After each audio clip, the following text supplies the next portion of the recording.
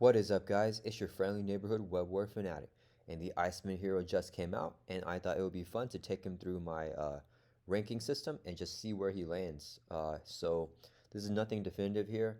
He's a very new hero, so I could be wrong, and if this video is wrong, I will unlist it and probably make a new video just updating it. But let's just go ahead and take him through, these criteria that I set and see how Iceman does.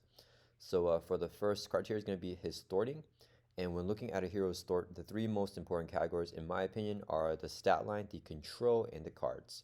So for the stat line, I think that's very important when evaluating a hero's thwart because you want good initial thwart in your hero's stats. You don't have to draw into like a thwarting card or an ally to already do some good thwarting because a lot of scenarios start off with like a side scheme or already some initial threat on the main scheme, and you want to be able to put a dent into that without getting into any cards.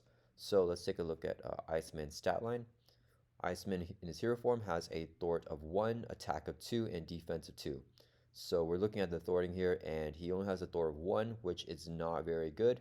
We're looking for at least a thwart of 2 or higher to be considered good and to be able to have more of an impact on the board initially.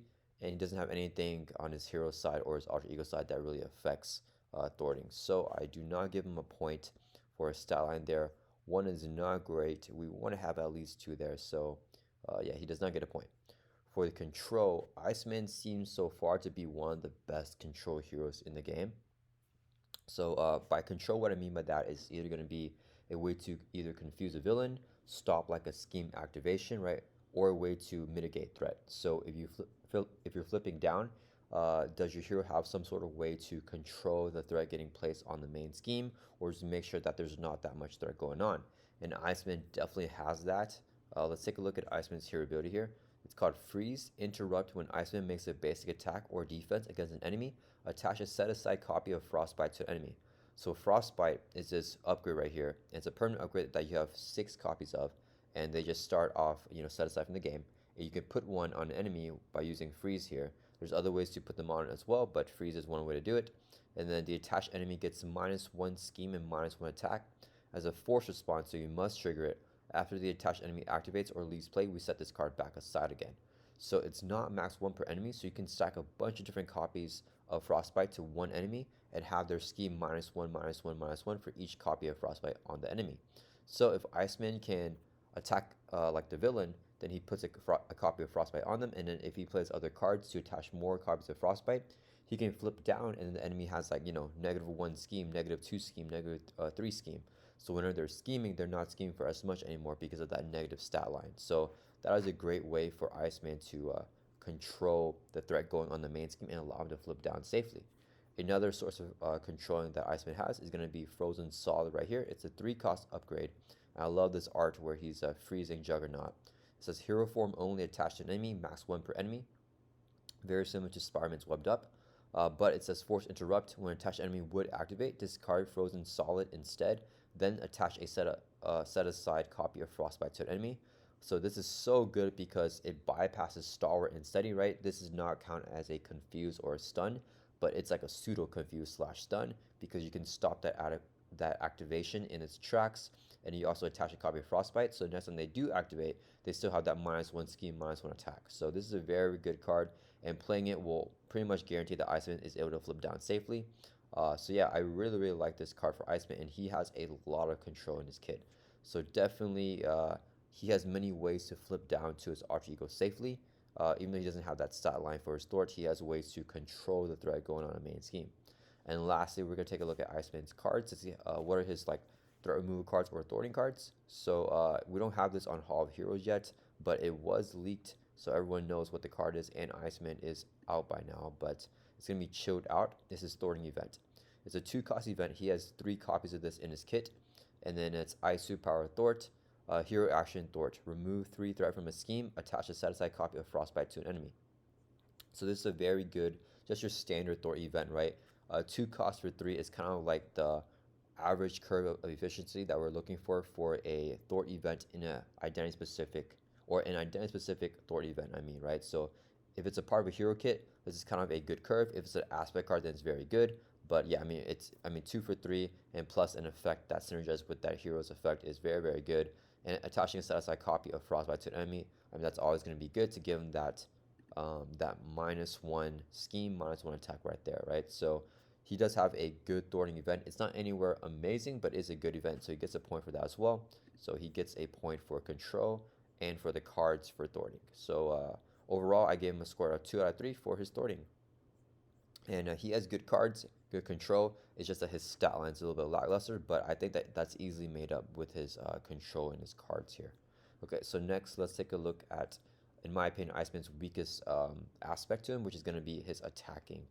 So the three most important categories for attack, in my opinion, are going to be the burst damage, small instances of damage, and the cost curve, and just how expensive do your cards feel in retrospect or compared to the hero's economy, and how easy it is for the hero to play those cards. So for the burst damage, I think that's very, very important because a lot of villains like Venom Goblin, for example, if you flip them to their third stage or the next stage, they'll do you face down encounter cards, and there's some sort of negative consequence for allowing the enemy to have a turn, and you want to burst a lot of these villains down. And sometimes they have retaliate as well, so if you're hitting a lot of small instances of damage, you'll take a lot of retaliate damage, and that won't be good. So having big burst damage, I think, is very important, and I think it's hard to make up in your aspect cards, especially if you're not playing aggression. So Iceman does not have that burst damage in his kit. His only damage dealing cards are going to be the Arctic Attack here, where he has 2 copies of it in his deck, and the Ice Blast here, where he also has 2 copies of it. So for the Arctic Attack, it's a 2-cost event. Hero action attack. Choose to either do 4 damage to enemy and attach a set-aside copy of Frostbite to it, which is a good effect, or do 6 damage to enemy with Frostbite that already has Frostbite attached. So 2 for 6 is very, very good. It's very, very cheap and it's efficient, but 6 damage is just a little bit lackluster, right? So he only has 2 copies of this, so if he plays them both, it's going to be, 4 costs, 6 effective costs playing both cards to do a total of 12 damage for that turn, which isn't very good. It's not enough to burst down any third stage or second stage of a villain. And then for his Ice Blast here, it's a 3-cost event. Hero action, choose a player. So one thing to know here is that it's not an attack event. So Arctic Attack is an attack event. So if you're stunned, the Arctic Attack will get rid of the stun, or it will be blocked by the stun. But and also the Arctic Attack, you will take retaliate damage, right? But for the Ice Blast, since it's not an attack, you can avoid retaliate, and you can play this card and trigger the effect even if you are stunned. So it says hero action, choose a player, attach a set-aside copy of Frostbite to the villain, and each minion engage with that player. Do 3 damage to each enemy with a copy of Frostbite attached. So I mean, if you play this card, you attach Frostbite to everyone that the engaged player that you're choosing, all the minions that's engaged with that player. I mean, so if there's like, I don't know, you only have 6 copies of Frostbite, so if there's 5 minions, you attach a copy of Frostbite to each of the minions, and then also to the villain, and you just wipe them all out with the Ice Blast, right? So this is a very, very good AoE event that deals damage and can help you a lot with minion control. However, it's just not a lot of single burst damage, right? It can only do a max of 3 damage to a specific enemy, right? So if you want to do like 5+ damage to a villain, this can only do 3 towards the villain, even though it does 3 to everybody. So it doesn't really add to its burst, and combined with the Arctic Attack as its only 2 damage dealing cards, it's just not a lot. So I mean, even if you play, he has 2 copies of Ice Blast in his kit. If you're able to play both of them and both Arctic Attacks, right, that would be 12 plus 6 is gonna be 18 damage for like 1, 2, 3, 4, 5, 6, 7, 8, 9, 10, 11, 12, 13, 14 like effective costs. I mean, it's going to be very hard to be able to get that, 14 resources, and it's only going to be 18 damage even if you do that, right? Compared to like Peter Parker Spider-Man, if he plays 3 swing web kicks, that's going to be, 12 effective costs, and that's already 24 damage right there, right? It's because 8 times 3. So yeah, I mean, it's just a little bit, that 3 for 8 is kind of what we're looking for. And if you're doing less than that, I mean, it's not bad per se. It's just not enough to be a big burst damage for him to get that point. And he has an identity-specific ally here. 2 copies of the Snow Clone in his deck. It's a 2-cost ally with 2 attack. And then Snow Clones take -1 concentration damage after it attacks an enemy with Frostbite attached. So it's a great way to ping off damage every single turn. But for a big burst, I mean, this Snow Clone won't be able to do it because it can't have upgrades attached anyways to buff up its attack. So yeah, Iceman definitely does not have any big way to do a big damage turn, at least in his hero kit. Maybe with playing protection, getting a lot of readies, he can do that, but the way that he is now, there isn't big burst. So he definitely does not get a point for that, which I do think is pretty valuable when evaluating a hero. Next, we're going to take a look at instances of damage. So instances of damage is very important when evaluating a hero's attack, because the villain will have stuff like retaliate. You want to, or not retaliate, that's for the big burst damage. What I mean is the villain will have stuff like tough. So if the hero has piercing or a way to ping off the tough, I think that's very valuable. And then you also want to deal with minion control, right? And you also want to get rid of stuns.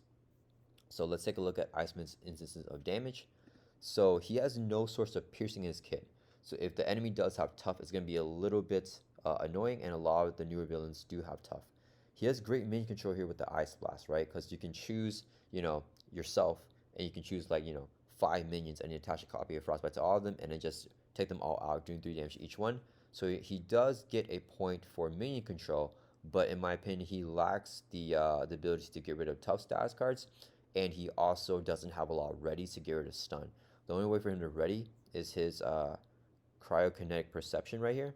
After you resolve your freeze ability, exhaust this card, draw 1 card. If that card has the ice trait, ready Iceman.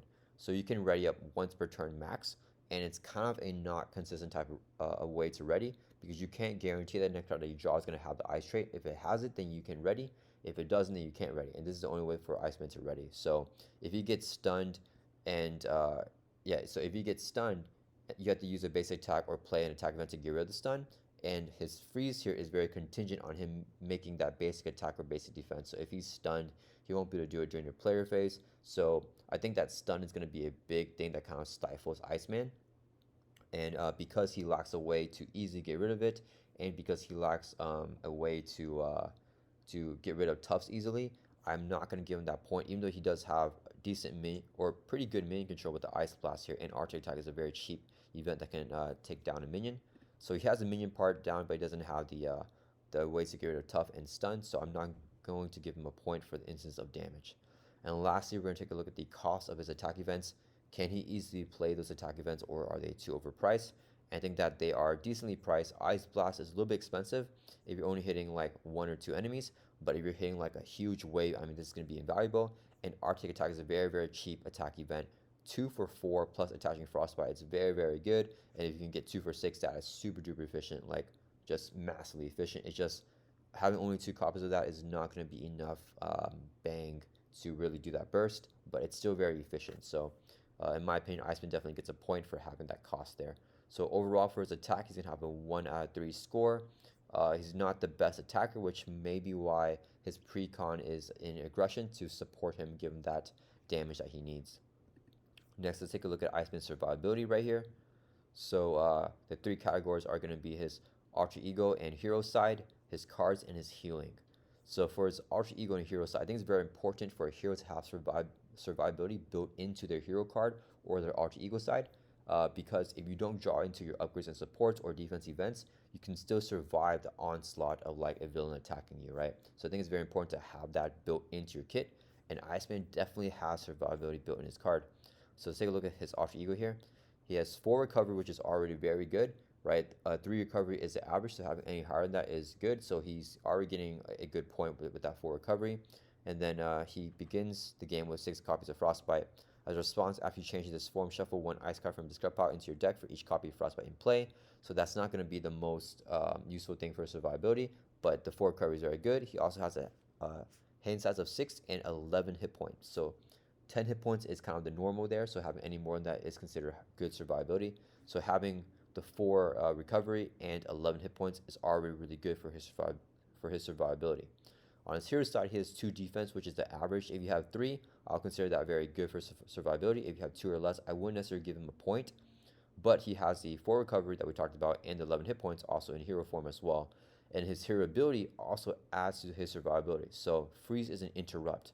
So when Iceman makes a basic attack or defense against an enemy, you attach a set copy of Frostbite to the enemy.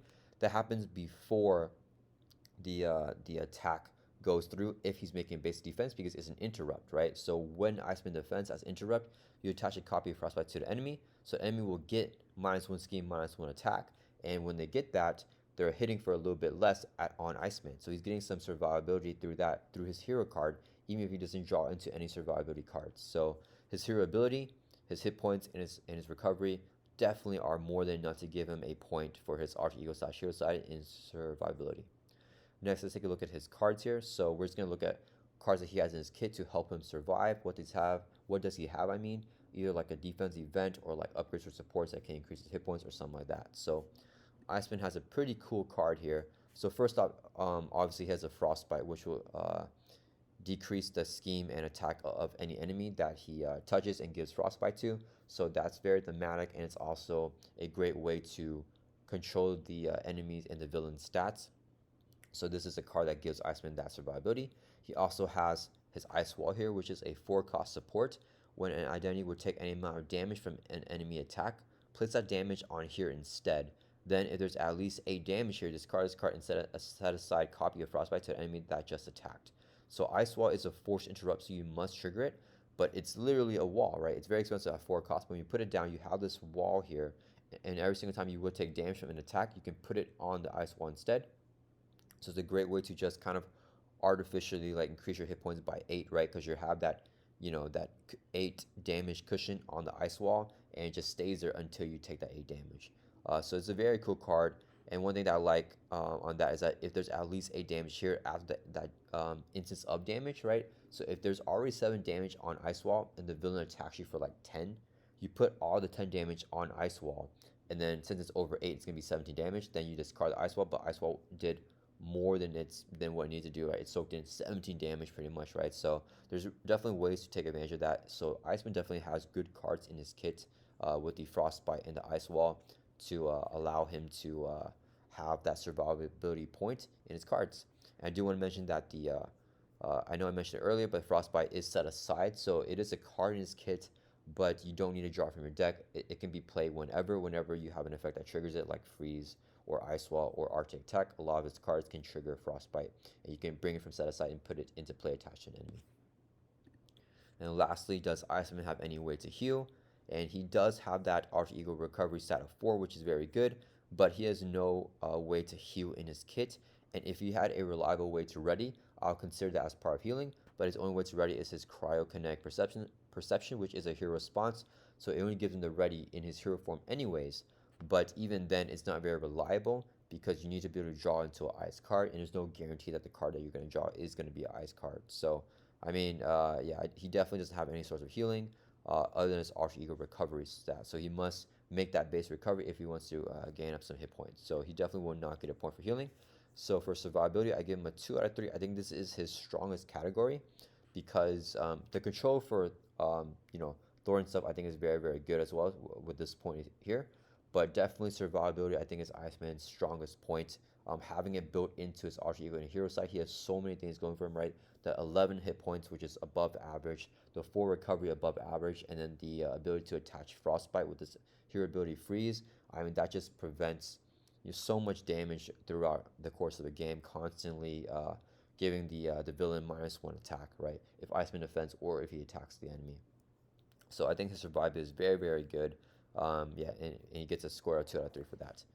And then next, let's take a look at Iceman's economy. So for the economy, we're taking a look at his alter ego and hero side again, right? Because I think that for the economy, you want to be able to have economy even if you don't draw into your resource generators. So if you don't have anything else, can you still play a lot of cards on turn 1 of the game, or do you need to get lucky and draw into something? So let's take a look at Iceman's cards here. And on his alter ego and hero side, he does not have anything that adds to his economy. Cool Off is a good ability, right? It's a response every change in this form. You shuffle an ice card from this card pile into your deck for each copy of Frostbite in play. But just getting your deck doesn't add anything to your hand innately. So on turn 1 or something like that, you may not be able to get anything out of it. And on his hero side here, I mean, I think Freeze is a great card. It adds to his survivability, but it doesn't help him pay for anything, right? It doesn't add to his economy. He does have a hand size of 6, which is average in alter ego, and a hand size of 5, which is average in his hero form. So it's definitely not bad, but it's nothing special, so he's not going to get that point for me for his alter ego slash hero side for the economy.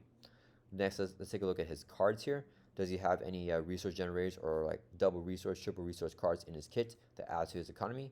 And Iceman definitely does.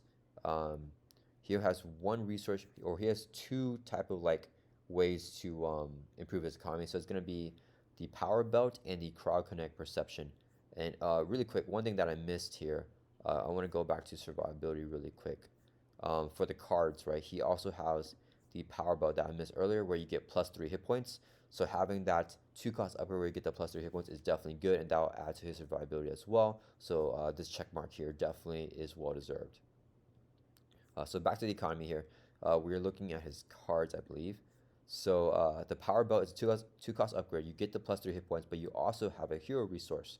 So you can only spend this resource in hero form, but I mean that's still gonna be useful. You can exhaust the power belt to generate a wall resource for any ice card, and luckily, almost every single card in Iceman's kit are ice cards here, right? The Frozen Solid has the ice trait, ice blast, ice trait, ice trait, ice trait. The only card in Iceman's kit that doesn't have the ice trait is going to be his trial kinetic perception here.